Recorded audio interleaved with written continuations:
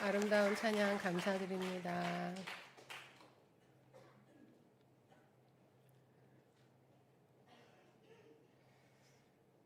우리나라는 사계절이 뚜렷해서 계절마다 바뀌는 아름다운 자연 환경을 볼 수가 있습니다.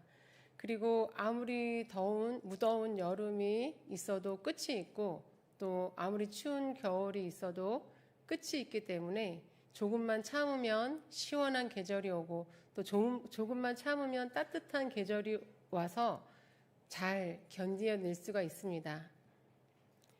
봄, 여름, 가을, 겨울 다 경험하며 살 수 있는 것이 큰 복이라는 생각이 듭니다.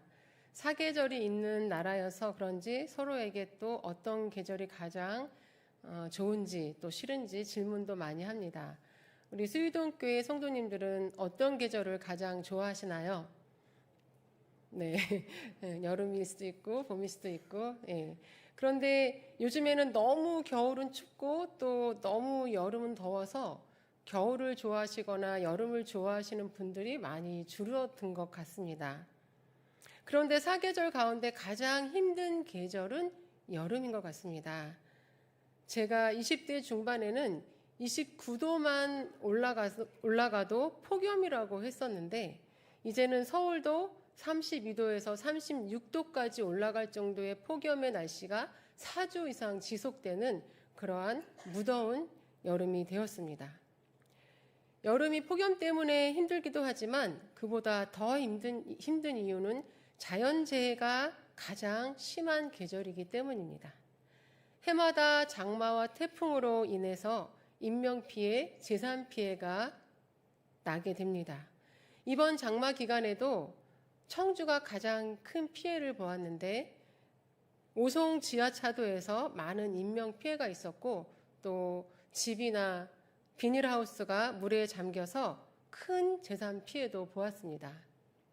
또 지난주 태풍 카누는 아주 큰 인명피해는 없었지만 전국 곳곳에 많은 피해를 주고 한반도를 지나갔습니다. 그런데 이러한 어려운 상황과 참담한 아픔을 겪고 있는 사람들을 보면서 사람들이 조금씩 다른 반응을 보이는 것을 보게 됩니다. 어떤 사람은 바로 구호 물품이나 성금을 보내기도 하고요. 또 어떤 사람은 자원봉사를 신청해서 직접 가서 몸으로 돕기도 하고요. 또 어떤 사람은 정말 안타까운 마음으로 기도로 후원을 하시는 분도 있고 또 어떤 분은 너무너무 안타깝다, 너무너무 불쌍하다 이러한 마음으로 또 자기 마음을 표현하기도 하고 또 어떤 사람은 왜 해마다 계속 이런 인명피해, 재산피해가 나야 하는가, 개선이 될 수가 없는가 하면서 화를 내는 사람도 있습니다. 태풍 카눈이 지나간 피해 상황에 대한 인터넷 뉴스를 보고 댓글을 올린 사람들의 글을 보았는데요. 이제 태풍이 지나갔으니 다시 더워지겠네 하면서 더위를 걱정하는 사람도 있었습니다. 같은 상황, 같은 어려움을 보면서 사람들의 생각과 반응은 조금씩 다 달랐습니다. 오늘 본문 말씀에도 어려움을 당한 한 사람을 보고 각기 다른 반응을 한 사람들에 대한 예수님의 예화가 나옵니다. 한 율법 교사가 예수님에게 와서 질문을 합니다. 25절을 보시면 그의 첫 번째 질문은 예수님을 시험하기 위한 질문으로 무엇을 하여야 영생을 얻으리까? 라는 질문이었습니다. 당시 유대인들은 율법을 지켜야 구원을 얻고 또 복을 받는다는 교리 안에 있었습니다. 율법 교사는 예수님에 대한 소문을 듣고 저 사람이 얼마나 알고 있으며 어떻게 대답을 할 것인가 궁금하며 또 테스트를 해보기 위해 이러한 질문을 했습니다. 예수님은 그런 그의 속마음을 알아차리셨습니다. 그래서 그 질문에 바로 답을 하지 않고 오히려 그 질문을 율법 교사에게 되물었습니다. 26절을 보시면 율법에 무엇이라 기록되었으며 네가 어떻게 읽느냐? 라고 예수님은 질문을 하십니다. 예수님의 질문에 율법 교사는 당당하게 대답합니다. 내 마음과 목숨과 힘과 뜻을 다하여 하나님을 사랑하고 내 이웃을 내 자신과 같이 사랑하라 하였나이다. 그 대답을 들은 예수님은 율법교사에게 옳도다 칭찬하시면서 이를 행할 것이라 그러면 살리라 라고 말씀하십니다. 그러자 이번에는 율법교사가 29절을 보시면 옳게 보이려고 내 이웃이 누구이니까? 라는 질문을 합니다. 여기서 옳게의 히브리 원어 기본형은 다카이오라는 말로 의롭다 하다, 정당화하다, 자신의 결백을 주장하다 등등의 뜻이 있습니다. 율법교사가 자신은 율법을 잘 지키는 의로운 사람임을 드러내는 질문일 수도 있고, 또 율법의 정죄 아래서 사람을 이해하고 또 사랑하지 못한 죄책감을 회피하며 자신의 결백을 주장하는 의도로 질문을 했을 수도 있습니다. 예수님은 자기를 옳게 보이려고 이웃이 누구냐는 율법교사의 질문에 대답을 들려주기 위한 한 예화를 들려주십니다. 예수님의 예화는 있을 법한 일을 만들어낸 것이 아니라 대부분 현재 일어나고 있는 사건들을 이야기로 들려주시면서 청중들이 자신의 모습을 돌아보게 하셨습니다. 이번에 들려주시는 예화 또한 가장 최근에 있었던 실제 사건을 전하고 계신다고 많은 주석에서는 설명을 하고 있습니다. 30절을 보시면 어떤 사람이 예루살렘에서 여리고로 내려가다가 강도를 만나 옷도 벗겨지고 매를 심하게 맞아 거의 죽게 되어 길에 쓰러져 있었다고 기록합니다. 여러 가지 정황으로 보아 그는 먼 곳에서 예배를 드리기 위해 예루살렘으로 여행을 왔다가 내려가던 유대인이었을 것으로 추정을 합니다. 누군가 돕지 않으면 그대로 죽게 될 만큼 아주 심각한 상태였습니다. 그런데 그 길을 지나가게 된 사람은 세 사람이었습니다. 거의 죽게 되어 쓰러져 있는 한 사람을 본 세 사람은 각각의 모두 다른 반응을 보였습니다. 첫 번째로 지나간 사람은 제사장이었습니다. 일정 기간 성전에서 맡은 봉사를 마친 후 예루살렘에서 내려오는 길이었습니다. 제사장은 시체처럼 누워있는 강도 만난 사람을 보고 피해갔습니다. 시체는 제사장에게 만져서는 안 되는 부정한 것이었습니다. 제사장은 그가 죽었는지 살았는지 확인하지도 않고 그냥 피해갔습니다. 제사장에게 강도 만나 쓰러져 있는 사람은 그저 부정한 것이었습니다. 두 번째로 지나간 사람은 레위인이었습니다. 32절에 보니 레위인은 쓰러져 있는 사람을 보고 좀 더 가까이 가서 상태를 살펴보았습니다. 쓰러져 있는 사람은 옷도 벗겨져 있고 피투성이어서 보기에도 끔찍했을 것입니다. 레위인은 아주 잠깐은 고민을 했을 것입니다. 살아있나? 죽었나? 살아있으면 도와줘야 하나? 잠깐의 고민은 있었지만 결국 부정한 것에 손을 대지 않았습니다. 세 번째로 지나간 사람은 사마리아 사람이었습니다. 사마리아 사람은 여행 중이었으나 강도 만난 사람을 피하지 않고 가까이 다가가 최선을 다해 도움을 주었습니다. 이 이야기를 마친 후 예수님은 율법 교사에게 질문을 하십니다. 네 생각에는 이 세 사람 중에 누가 강도 만난 자의 이웃이 되겠느냐? 그러자 율법 교사는 자비를 베푼 자니이다 라고 대답을 합니다. 예수님은 분명 사마리아 사람이 도왔다고 했는데 율법 교사는 자비를 베푼 자니이다 라고 대답을 합니다. 율법 교사 또한 사마리아인을 싫어하는 유대인으로서 사마리아 사람을 이웃으로 인정하고 싶지도 않았고 또 그가 잘한 것도 인정하고 싶지 않았던 것입니다. 대답을 들은 예수님은 가서 너도 이와 같이 하라 라고 말씀하십니다.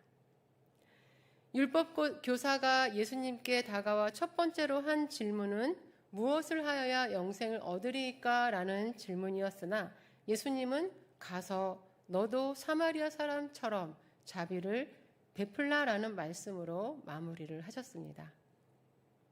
그 이유는 율법 교사를 포함한 종교 지도자들이 율법만 강조하고 사랑을 실천하지 않고 있는 것에 대해 지적하시면서 율법을 지키는 것보다 우선이 이웃 사랑임을 말씀하시면서 이웃 사랑 실천을 촉구하려 하셨기 때문입니다. 예수님께서 가서 너희도 이와 같이 하라 하신 말씀은 당시 유대 종교 지도자들 뿐만 아니라 지금 우리에게도 하시는 말씀입니다. 우리 주변에도 사마리아 사람과 같은 이웃 사랑을 절실히 필요하는 사람들이 있으며 그러한 사랑을 절실히 필요한 때입니다. 우리 안에서 실천되어져야 하는 그러한 때입니다. 그렇다면 사마리아 사람은 어떻게 이웃 사랑을 실천했을까요? 사마리아 사람의 모습을 살펴보면서 우리 모습을 돌아보고 우리도 가서 그와 같이 하기를 결단할 수 있는 시간이 될 수 있기를 바랍니다. 첫 번째로 사마리아 사람의 이웃 사랑은 편견이 없는 사랑이었습니다.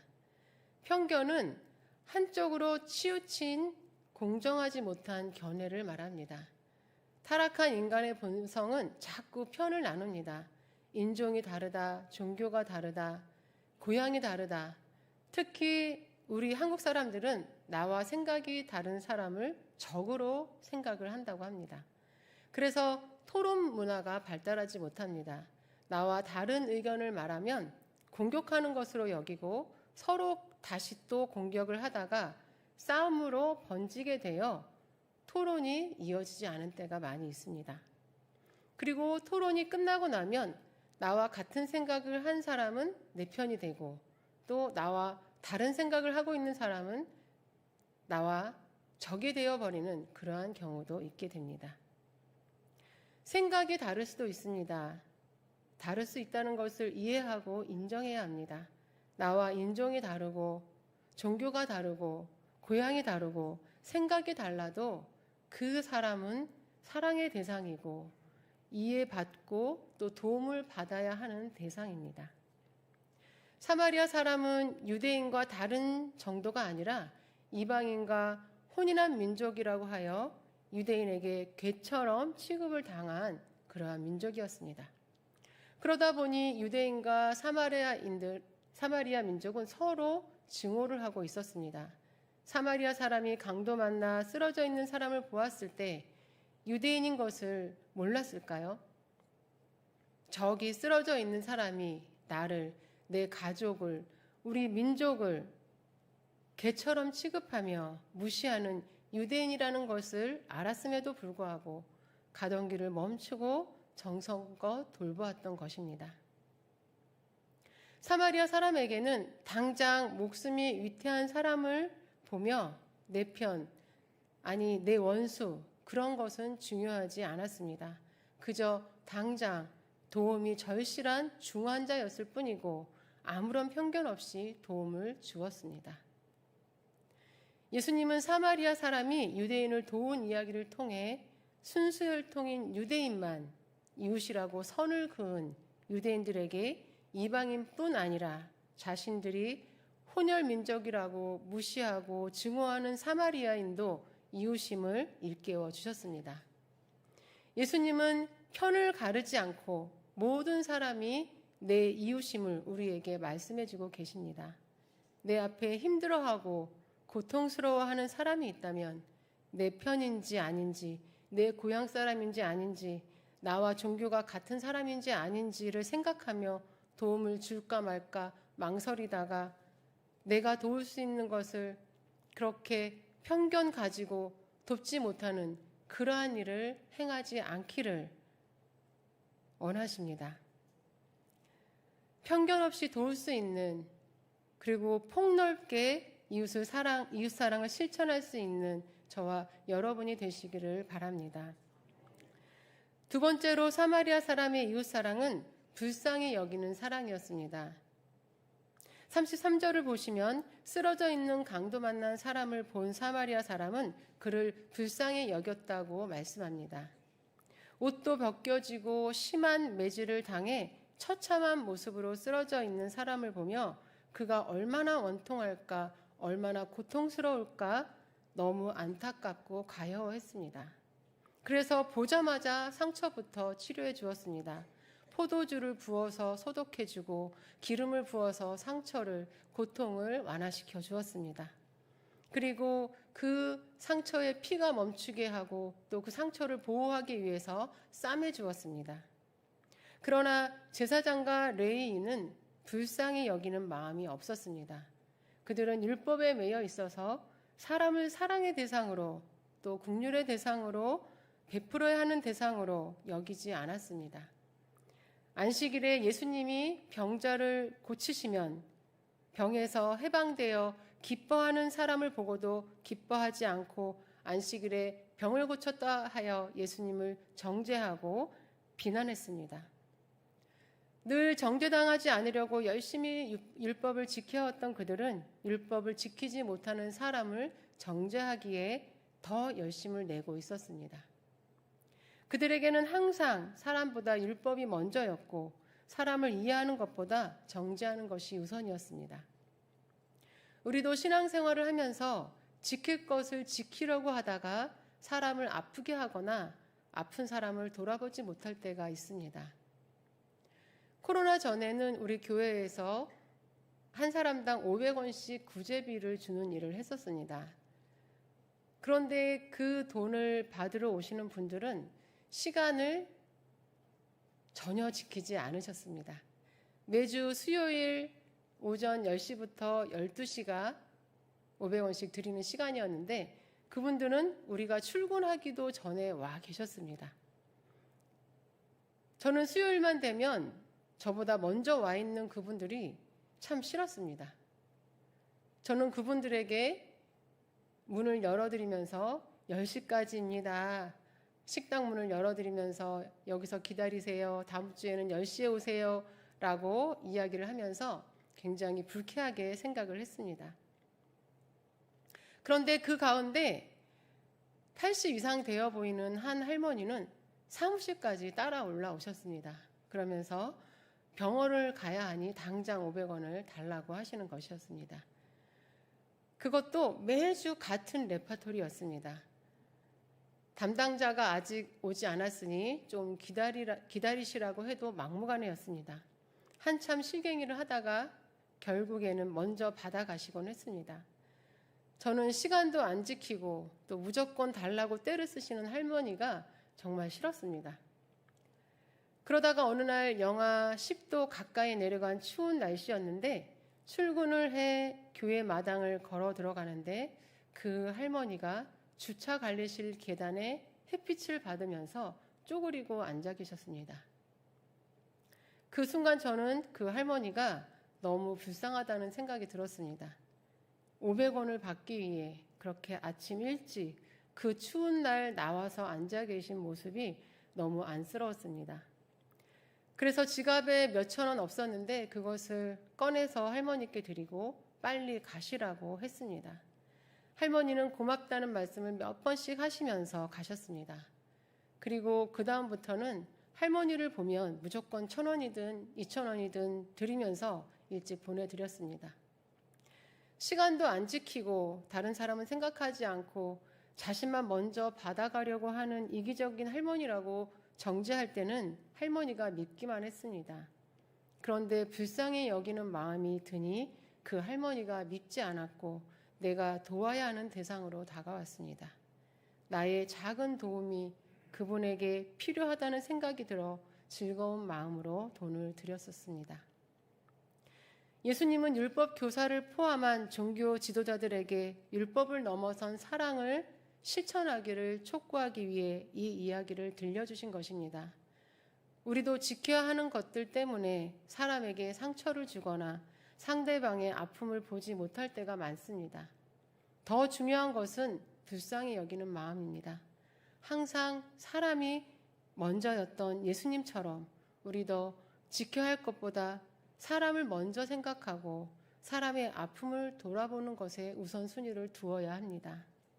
그래서 정죄하다가 이웃의 아픔을 외면하는 실수를 범하지 않고 불쌍히 여기며 이웃사랑을 실천하는 저와 여러분이 되시기를 바랍니다. 세 번째로 사마리아 사람의 이웃사랑은 계산하지 않는 자기 희생이었습니다. 34절에서 사마리아 사람은 강도 만난 사람을 자기 짐승에 태웠습니다. 그리고 주막으로 데려가서 돌봐주고 또 다음날 자신이 가던 길을 가기 위해 주막을 떠날 때에도 주막 주인에게 그가 회복될 때까지 돌보아 달라고 하면서 돈을 지불했고 또 더 든다면 비용이 더 든다면 돌아가는 길에 갚겠다고까지 했습니다. 사마리아 사람이 강도 만난 사람을 돕는 모습을 보면서 누군가를 돕는 것은 참 힘든 일이구나라는 생각이 듭니다. 사실 사마리아 사람이 유대인을 도왔다는 것은 그리 칭찬받을 만한 일은 아니었습니다. 그리고 유대인이 깨어났을 때 자신을 도와준 사람이 사마리아 사람이라고 하면 어떻게 생각할지 모르는 일이었습니다. 왜냐하면 서로 증오하는 관계에 있었던 사람들이었기 때문입니다. 하지만 사마리아 사람은 그런 모든 것을 계산하지 않고 당장 어려움 당한 사람을 도왔습니다. 가야 하는 목적지와 기간이 있었을 텐데 멈추어 섰고 자기 짐승에 태우면 자기는 걸어가야 하는데 자기 짐승에 태웠고 많은 비용을 들여 도와도 유대인인 환자가 도리어 기분 나빠할 수도 있을 텐데 전혀 계산하지 않고 자기의 시간과 돈을 사용했던 것입니다. 제사장과 레위인은 강도 만나 쓰러져 있는 사람을 보는 순간 많은 계산을 했습니다. 도와주면 여러 가지로 귀찮은 일들이 생길 텐데 돕는데 비용도 꽤 들어갈 텐데 돕는 중간에 죽기라도 하면 부정한 것을 만졌다고 정죄받을 텐데 짧은 시간에 여러 가지 계산을 하다가 피해갔던 것입니다. 우리도 누군가를 도울 때 많은 계산을 합니다. 이것이 사람들에게 칭찬받을 만한 일인지, 그 사람에게 대가를 받을 수 있는 일인지, 괜히 복잡해지거나 귀찮은 일이 생기지는 않은지 계산을 하다가 아무것도 하지 않을 때가 있습니다. 이웃사랑은 사마리아 사람이 한 것과 같이 참 힘들고 어려운 일이고 내 것을 희생해야 되는 일입니다. 그럼에도 불구하고 해야 하는 이유는 우리는 하나님의 사랑을 아는 사람들이기 때문입니다. 하나님은 나에게 아무것도 계산하지 않고 셀 수 없는 큰 사랑을 베풀어 주셨습니다. 나를 희생할 줄 아는 이웃사랑을 실천하며 사는 저와 여러분이 되실 수 있기를 간절히 바랍니다.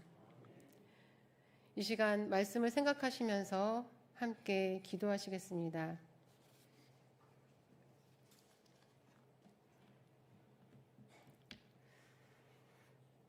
먼저 편견 속에서 이웃이라고 생각하지 않고 돌보지 않았던, 또 지켜야 할 것을 지키느라 이웃의 아픔을 돌보지 않았던, 또 계산적으로 생각하면서 내 것을 주지 못했던 우리의 모습을 돌아보며 사마리아 사람처럼 이웃사랑을 실천할 수 있는 우리 모두가 되게 해달라고 기도하시고, 또 원로 목사님과 휴가 중에 계신 담임 목사님, 그리고 부교역자들과 항존 직분자들을 위해 기도하시기 바랍니다.